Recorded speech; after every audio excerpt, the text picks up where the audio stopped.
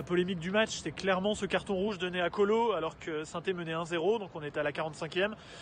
Voilà, il a percuté au niveau du genou Mbappé qui partait. Donc lui, son argument à Colo après le match, c'est de dire c'est très sévère, ça méritait à peine le jaune.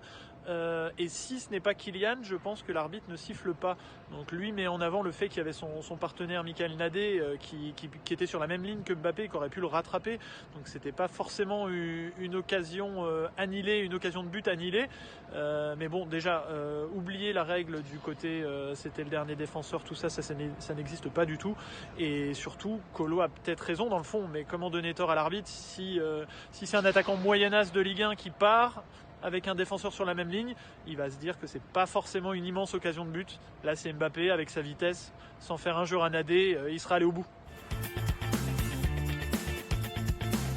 On dit souvent qu'analyser les matchs de foot par le prisme des statistiques, c'est assez limité.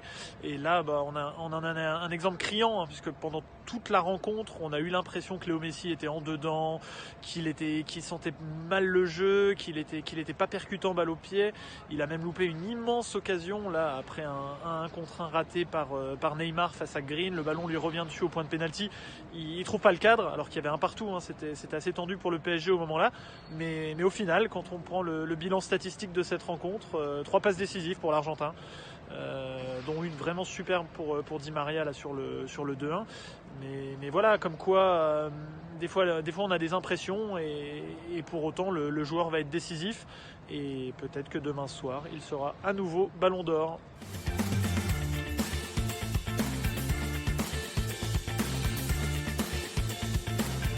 Le PSG est malheureusement habitué à ça, mais voilà, encore une fois, Neymar a une possible grave blessure à la cheville, comme souvent. Voilà, chaque saison c'est un peu la même, vous allez me dire.